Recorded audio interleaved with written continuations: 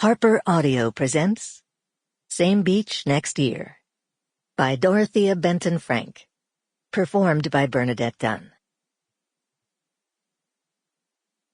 Prologue. Isle of Palm, South Carolina, 2016. The conversation that launched my need to tell you this whole crazy story actually came from our son Luke, who, like his twin, is practically an adult. Okay, they are adults, but only because of their age, which is still completely astonishing to me. How dare they grow up and make us, God help us, almost 60? Some nerve. They asked us to come along with the Landers family to spend New Year's Eve 2016 on the Isle of Palms. Adam and I and our boys have vacationed with Eve and Carl Landers, their daughter Daphne and Eve's mother Cookie, for decades.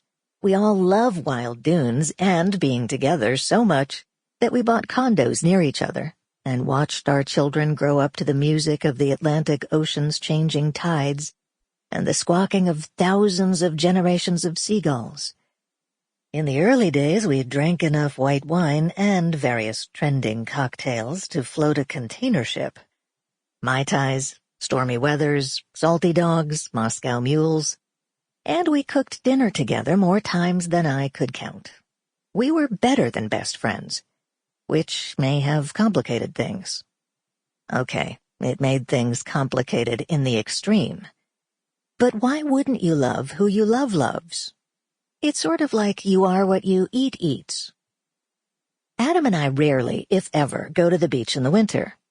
Well, maybe my husband takes a drive there occasionally to do repairs or to assess the havoc a renter has caused on the plumbing or to fix a leak. But generally we stay away because the weather is freezing cold and I can feel the dampness in every one of my bones. I hate winter. But New Year's was such an unusual request that we all agreed to go. And needless to say, Eve, Carl, Adam, and I were as thrilled as we always were to see each other. Honestly, any excuse to see each other would work, and maybe we are finally old enough to admit it. Before I go any further, I want you to know this wasn't like that old movie Bob and Carol and Ted and Alice, the one where two perfectly nice married couples swap spouses. But boy, there was a moment when it could have been. And I'll get to that steamy business later on. But for now, we have to begin at the beginning, even though it's New Year's Eve and I'm on my way to a freezing beach. Save your fireworks for a little while and relax while I tell you how the saga of our epic friendships all began, and how we learned what matters. It might matter to you. Chapter 1. Meet Adam. Isle of Palm, South Carolina, 1994. My fabulous wife Eliza has an opinion on everything, but she's not from here, and it's always been hard for her to get a grasp on what it means to be from the Lowcountry. So how can she explain the Lowcountry to you? She can't. The pluff mud is in my veins, not hers. This whole business of Lowcountry versus the rest of the state of South Carolina goes back several hundred years. All you have to do is visualize Charleston, South Carolina as the center of the universe. To know the holy city is to love her, but to understand her might take several lifetimes.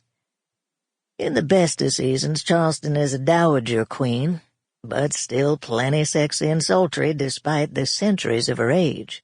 She charms the hearts and souls of legions of visitors year after year. Tourists arrive in droves from all over the world, the same way they do any other world-class destination. They come with cameras and guidebooks and restaurant reservations to witness Charleston's illustrious history, her legendary beauty, and her unique way of life. These visitors confide to shopkeepers and guides that they are here just because they wanted to see what it felt like to be Southern, authentically Southern, a Lowcountry daughter or son. They seldom leave disappointed. However, in the height of summer, Charleston finds her ferocious core, breathing fire, bringing on swoons and foul moods, and perhaps most interestingly, because... Sample complete. Ready to continue?